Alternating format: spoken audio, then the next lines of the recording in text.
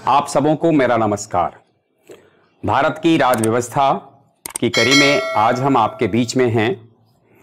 संवैधानिक निकाय के जिस विशेष निकाय के साथ, वह विशेष निकाय है भाषाई अल्पसंख्यक वर्गों के लिए विशेष अधिकारी। जब हम भाषाई अल्पसंख्यक वर्ग के लिए विशेष अधिकारी की बात पर नज़र डालते हैं, संविधान में इसकी व्यवस्था पर विचार करते हैं, तो जो सबसे पहली सूचना हमारे सामने आती है या जिस सूचना को हमें ध्यान रखना चाहिए वो यह है, मूल संविधान में भाषाई अल्पसंख्यक वर्ग के लिए कोई विशेष अधिकारी होगा, इसकी कोई व्यवस्था नहीं थी। अर्थात संविधान 1950 में जब अंगीकृत, अधिनियमित और आत्मर्पित हो रहा था, तो संविधान के किसी भाग या किसी अनुच्छेद में भाषाई अल्पसंख्यक वर्ग के लिए विशेष अधिकारी होगा, इसकी कोई व्यवस्था नहीं की गई थी। इसके लिए कोई विशेष उपबंध या प्रबंध नहीं था।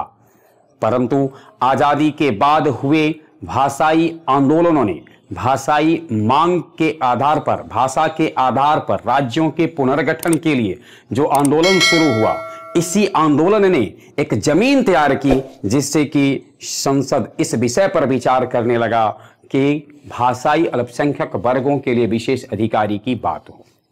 हम सब ऐसा जानते हैं, 1952 में राज्य पुनर्गठन के आयोग की नियुक्ति हुई, बहाल किया गया, गठन किया गया, और इसका मूल आधार था भाषाई आधार पर भारत को फिर से नए नए राज्यों का पुनर्गठन हो सके, एक भारत संघ को फिर से नए तरीके से व्यवस्थित करने के लिए राज्य पुनर्गठन आयोग की स्थापना की गई थी 1952 में। इसने अपने गठन के बाद 1955 तक कार्य मूल रूप से किया और इसकी रिपोर्ट आई। भाषाई आधार पर राज्यों का गठन शुरू हुआ, आंध्र प्रदेश से लेकर के और तेलंगाना तक के गठन तक की कहानी कभी बाद में। फिलहाल अभी हम देखते हैं कि इससे भाषाई अल्पसंख्यक वर्ग का क्या रिश्ता है। 1956 ईस्वी में 7वां संविधान संशोधन अधिनियम आया। इस 7वां संविधान संशोधन अधिनियम ने अनुच्छेद 350 में संशोधन किया। भाग 17 के अनुच्छेद 350 में संशोधन कर 350 ख को जोड़ा और इसमें विशेष उपबंध किया गया कि भारत में अल्पसंख्यक, भाषाई रूप से जो अल्पसंख्यक वर्ग हैं, इसके लिए एक विशेष अधिकारी की व्यवस्था की जाए। और तब से भाषाई अल्पसंख्यक विशेष अधिकारी होने शुरू हुए। 1957 में इसका एक मुख्यालय बनाया गया। मुख्यालय उत्तर प्रदेश के इलाहाबाद में स्थित है और मुख्यालय के प्रधान को एक विशेष पद नाम दिया गया। उन्हें कमिश्नर कहा जाने लगा, वो आयुक्त कहलाए, अर्थात भाषाई अल्पसंख्यक वर्ग के कमिश्नर या भाषाई अल्पसंख्यक वर्ग के आयुक्त कहलाए। तो ध्यान में रखना, 1957 में कार्यालय खोला, मुख्यालय इसका। मुख्यालय के अलावे इतने विशाल भारत में भाषाई रूप से अल्पसंख्यक वर्ग के लोग कहां हैं, कैसे हैं, कितनी संख्या में हैं, इसको ठीक ढंग से जानने के लिए एक मुख्यालय पर्याप्त नहीं था। इसलिए उसकी सहायता के लिए 3 क्षेत्रीय कार्यालय खोले गए। जो 3 क्षेत्रीय कार्यालय थे वो क्रमशः कर्नाटक के बेलगाम में, तमिलनाडु के चेन्नई में और कोलकाता जो पश्चिम बंगाल में है वहां खोला गया। इस प्रकार से 3 क्षेत्रीय कार्यालय, एक मुख्यालय।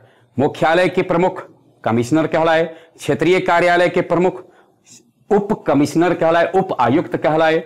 इनका कार्य था, यानी उप कमिश्नर का कार्य मूल रूप से था अपने क्षेत्र में जो भाषाई अल्पसंख्यक वर्ग के लोग हैं उनके हितों के संदर्भ में सोचना, कैसे उनकी संस्कृति सलामत रहे, कैसे उनको जो संविधान में या सरकार के द्वारा जो सुविधाएं दी गई है वो उन तक पहुंचे, इसका लाभ उन तक मिले, इसके पहुंचने में बाधाएं क्या हैं, चुनौती क्या है, कौन सी योजनाओं का क्रियान्वयन किया जाए, इन सबको एक रिपोर्ट के रूप में तैयार करके आयुक्त के पास भेजना। और आयुक्त का काम था संपूर्ण भारतवर्ष में भाषाई रूप से जिस क्षेत्र में जो वर्ग अल्पसंख्यक है, जब बात हम करेंगे भाषाई रूप से अल्पसंख्यक, तो ये सोचना पड़ेगा। केरल में जाएंगे तो केरल जहां मलयालम भाषाई क्षेत्र अधिक होते हैं, कन्नड़ कर्नाटक में, तमिलनाडु में तमिल, तो वहां पर भाषाई रूप से तमिल लोग कहां अल्पसंख्यक हो सकते हैं, हिंदी बोलने वाले लोग भी कहाँ अल्पसंख्यक हो सकते हैं। तो उसको देखना, समझना और उसका हित कैसे सुरक्षित रहे, इस भारतवर्ष के किसी क्षेत्र में रहते हुए उनके लिए जो व्यवस्था की गई है उनको मिलता रहे, इसके लिए ये अधिकारी मुख्य रूप से उत्तरदायी होते हैं। इनका ये मूल कार्य होता है। तो इस प्रकार से हम देखते हैं कि अपने एक मुख्यालय और 3 क्षेत्रीय कार्यालय के साथ भाषाई अल्पसंख्यक वर्ग अपना कार्य कर रहा है। इसका पद जब सृजित किया गया तब बात आई कि इसकी नियुक्ति कौन करेगा। 1956 में सृजित पद था। संविधान ने व्यवस्था किया कि इस आयुक्त की नियुक्ति राष्ट्रपति करेंगे, अर्थात भाषाई अल्पसंख्यक वर्ग के जो अधिकारी होंगे उनकी नियुक्ति राष्ट्रपति करेंगे।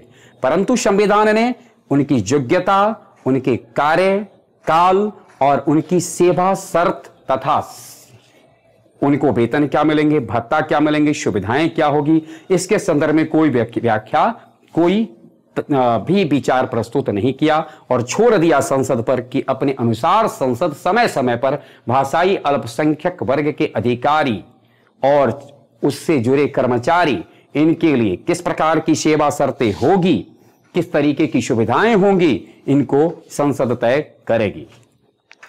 चलते चलते एक बार फिर से हम इतना नजर डालें, मूल संविधान में इसका कोई जिक्र नहीं था। 1952 से 55 के बीच में जब राज्य पुनर्गठन आयोग की जब चीजें आई, 1953 से 55 के बीच में उसने काम किया। 7वें संविधान संशोधन अधिनियम 1956 आया। भाग 17 में यह जोड़ा गया। अनुच्छेद 350 के ख के रूप में एक नया आर्टिकल सामने आया और उस आर्टिकल ने भारत में भाषाई अल्पसंख्यक वर्ग के अधिकारी की व्यवस्था किया। ध्यान में रखना है, अनुच्छेद 350 के ख।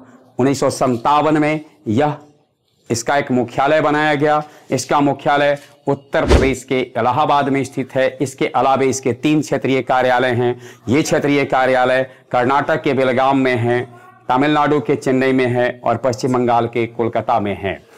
क्षेत्रीय कार्यालय के प्रमुख को उपायुक्त कहते और हेड क्वार्टर के जो अर्थात इलाहाबाद के जो प्रमुख हैं वो आयुक्त कहलाते हैं। आयुक्तों और उपायुक्तों के सम्मिलित प्रयास से भारत में भाषाई रूप से जो अल्पसंख्यक वर्ग के लोग हैं उनके हितों की सुरक्षित करने की कोशिश की जा रही है। बहुत बहुत धन्यवाद। अगले बार हम मिलेंगे तो अगले कॉन्स्टिट्यूशनल बॉडीज के साथ मिलेंगे। धन्यवाद।